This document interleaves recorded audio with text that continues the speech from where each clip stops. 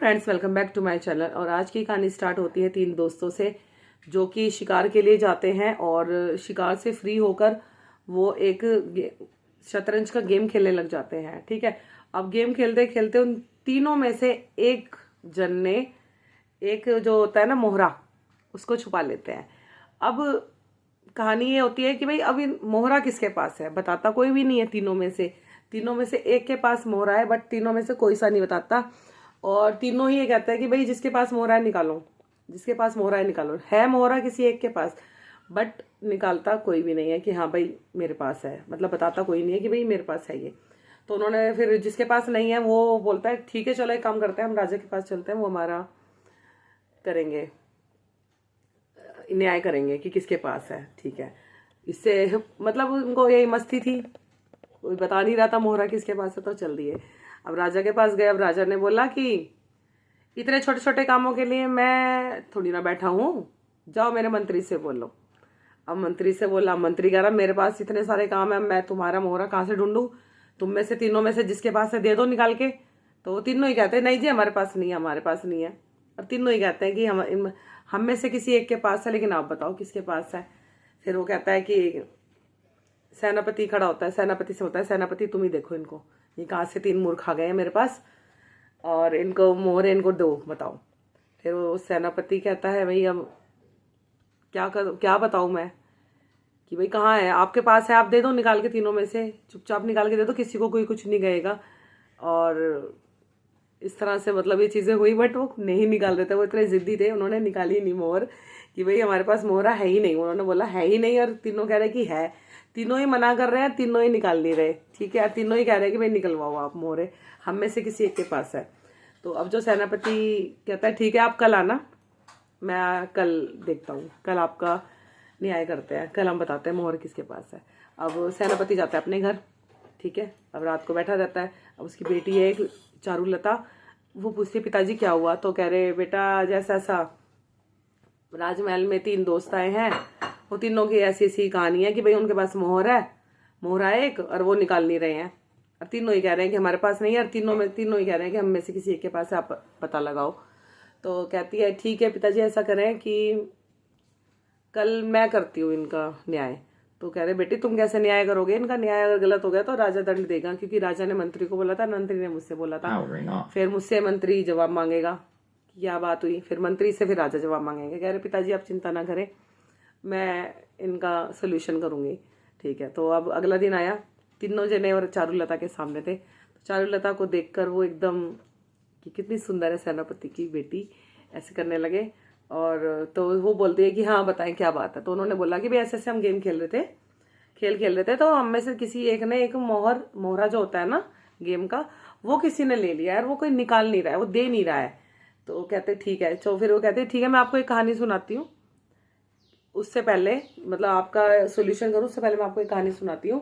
कहते हाँ बताओ।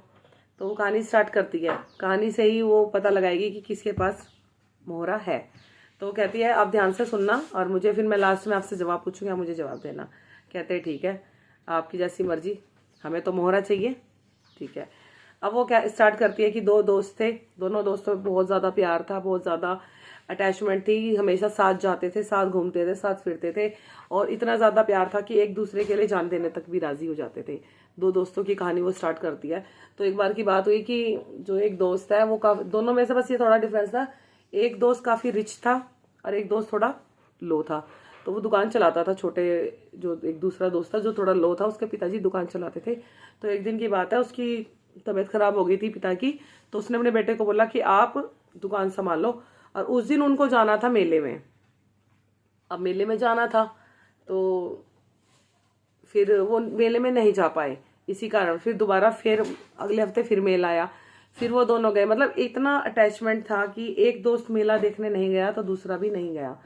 तो ऐसे ही करके जाते हैं मेले में, अगले हफ्ते मेले में जाते हैं। तो वहाँ पर जो लो वाला है, जो थोड़ा दुकानदार जो दोस्त है, और एक साहूकार का बेटा था, ये दोनों बहुत पक्के दोस्त थे। तो जो दुकानदार वाला दोस्त है उसको एक लड़की पसंद आ जाती है मेले में, बहुत ही ज़्यादा, इतनी ज़्यादा पसंद आ जाती है कि बस वो उसको मन ही मन दिल दे देता है। वो सोचता है बस मैं शादी करूँगा तो इसी से करूँगा, इसके अलावा किसी से नहीं करूँगा।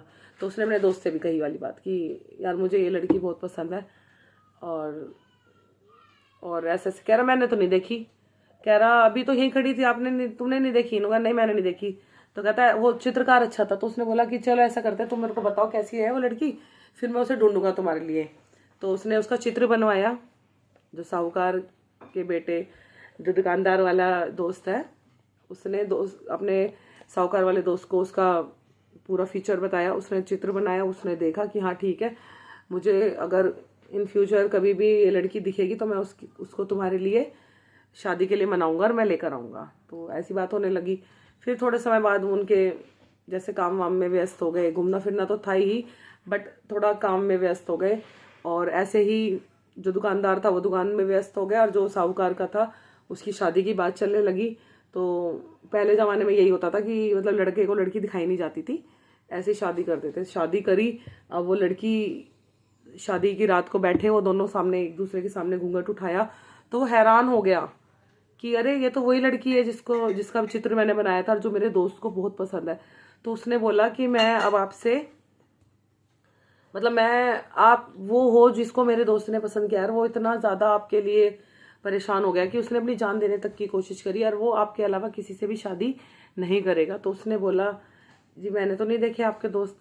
तो कह रहा नहीं, मैं जैसे मेरा दोस्त है, मैंने उससे वादा किया था कि जब भी मुझे मतलब आप मिलोगे या आप दिखोगे तो मैं आपको उसके लिए शादी के लिए मनाऊंगा। तो अब मैं आपसे शादी कंटिन्यू नहीं कर सकता, तो अब आपको जाना पड़ेगा। तो वो कहती ठीक है, मैं जैसी आपकी आज्ञा, मैं आपसे ब्याह के आई हूँ, आप जैसा कहोगे मैं वैसा करूँगी। तो वो शादी के ही लिवाज में, शादी के ही जोड़े में, वो उसको एड्रेस बता देता है कि दूसरे गांव में मेरा दोस्त रहता है, ऐसे ऐसे वहाँ पे कोने पे उनकी दुकान है, और कोने की दुकान के साइड में उनका घर है।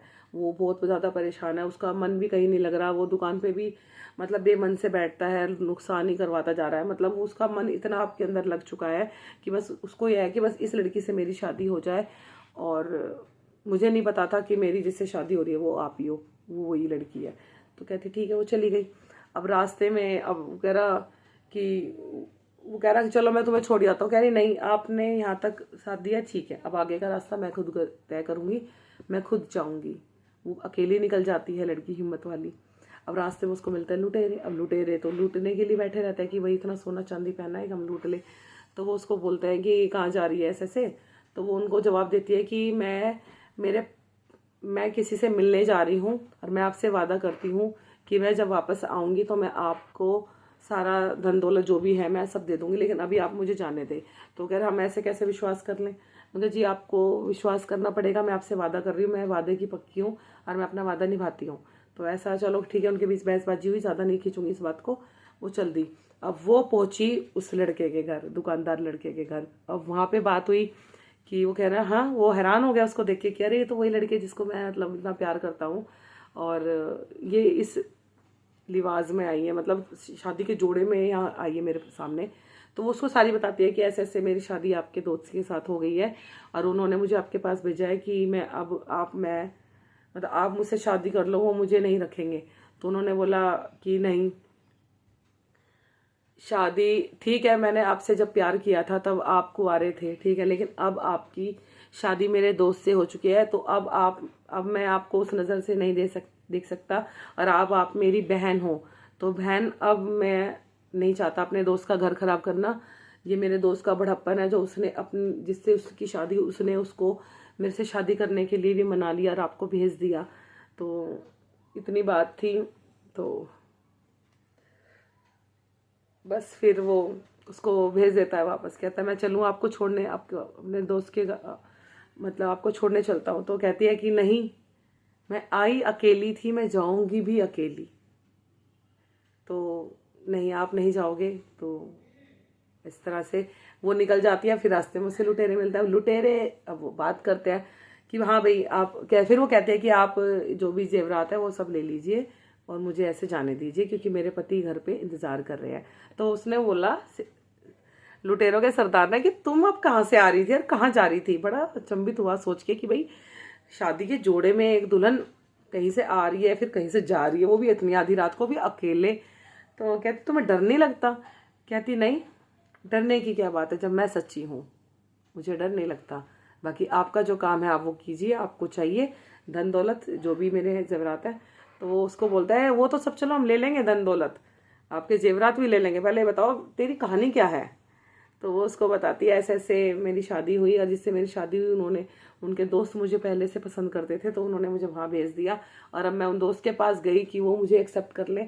अब उन्होंने मुझे बहन बनाकर मुझे वापस भेज दिया कि वो अब मैं उनकी बहन हूँ, और वो ऐसा नहीं कर सकते कि जिससे उनके दोस्त की शादी हुई और वो उन पर मतलब वो उसका हक अधिकार लें। तो वो इतना वो हुआ उस बेटी की हिम्मत को देख के। तो उसको कहता है कि बेटा मैं आज से, तू मेरी मुँह बोली बेटी है, और मैं तेरी हिम्मत की दाद देता हूँ। तू इतनी हिम्मत वाली है जो इतनी आधी रात को इतने घने जंगल से गुजर रही है अकेले, और किसी का साथ नहीं लिया।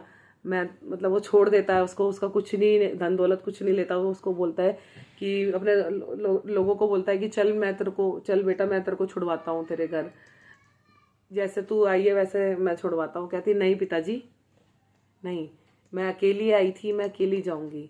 बाकी आपका बहुत बहुत धन्यवाद, आपने मुझे समझा, मुझे सुना। और फिर वो कहता है बेटा कभी भी तुझे कभी भी किसी चीज़ की ज़रूरत हो मैं हमेशा तेरे साथ हूँ, बस तुम एक बार याद करना अपने इस पिता को। और मुझे गर्व है कि मैंने तेरी जैसी लड़की को अपनी बेटी मतलब माना। तो वो चली जाती है, वो अपने घर जाती है। तो अपने घर जाके अपने पति को बताती है सारी बातें। तो उसका पति उसको गले लगा लेता है और कहता है कि सच्ची मित्रता यही थी। तो कहानी यहाँ खत्म हो जाती है। अब वो चारुलता उन तीनों से पूछती है कि तुम तीनों बताओ कि किसका दान सबसे बड़ा था, मतलब किसका जो कहते हैं ना किसका समर्पण सबसे बड़ा था। तो उनमें से पहला बोलता है उसका साहूकार के बेटे का दान, साहूकार का सबसे बड़ा दिल है, समर्पण है, जो कि उसने अपनी विहाता पत्नी को अपने दोस्त के पास भेजा कि अब आप उनके साथ शादी करो, आप उनके साथ रहोगी, क्योंकि वो आपको पहले से प्यार करता है। फिर दूसरे वाला बोलता है कि नहीं, दुकानदार का समर्पण सबसे बड़ा है, क्योंकि दुकानदार को मिली वो लड़की जिससे वो प्यार करता था, लेकिन उसने जब ये देखा कि भाई वो उसके दोस्त की वाइफ है, तो उसने उसको जाने के लिए बोल दिया, और उसने उसके लिए मन में जो उसके विचार थे प्यार वाले उनको खत्म कर दिया और उसको अपनी बहन बना दिया। अब आई तीसरे वाले की बात। तीसरे वाला बोला दोनों का नहीं, सबसे बड़ा तो समर्पण उसका था, डाकू का, लुटेरे के सरदार का। क्यों? क्योंकि वो उसका तो किसी से कोई मतलब नहीं था, ना वो लड़की को जानता है, ना ही वो उसको जानता है साहूकार के बेटे को, ना ही वो उसको दुकानदार के बेटे को जानता है। उसका तो काम था लूटने का, उसको तो बस मिल रहा था सोना चांदी, उसने वो भी नहीं लूटा, और लड़की भी थी उसके सामने, वो चाहे तो क्या नहीं कर सकता था। लेकिन उसने अपने आप को संयम में रख के उस लड़की को अपनी बेटी बनाया, और उसको जैसे वो आई थी वैसे ही उसको भेज दिया। तो फिर चारुलता बोलती है कि मोहर जो है, वो मोहरा जो है वो तीसरे वाले के पास है, क्योंकि जो जैसा होता है उसको वैसा ही इंसान पसंद आता है, और वो उसी के प्रति सहानुभूति दिखाता है। क्योंकि चोर लुटेरों के प्रति सहानुभूति जिसने दिखाई, इसका मतलब उसके अंदर उसकी आदतें और गुण होता है। आई होप ये कहानी बहुत अच्छी लगी होगी, और एंड में इसका यही रिजल्ट निकलता है कि जो जैसा होता है उसको वैसे ही लोग पसंद आते हैं। अगर आप अच्छे हो तो आपको अच्छे लोग ही पसंद आएंगे। अगर आपकी प्रवृत्ति गंदी है, गलत है, नेगेटिव है, तो आपको नेगेटिव लोग ही पसंद आएंगे। तो ये चीज़ें रियलिटी में भी हैं। थैंक यू सो मच की watching my thoughts my videos. जय श्री राम। वैसे आजकल मेरी कहानियाँ काफ़ी लंबी हो जाती है, क्योंकि कहानियाँ ब्रीफ में ही समझाई जाएँ तो ज़्यादा बेस्ट है। Thank you.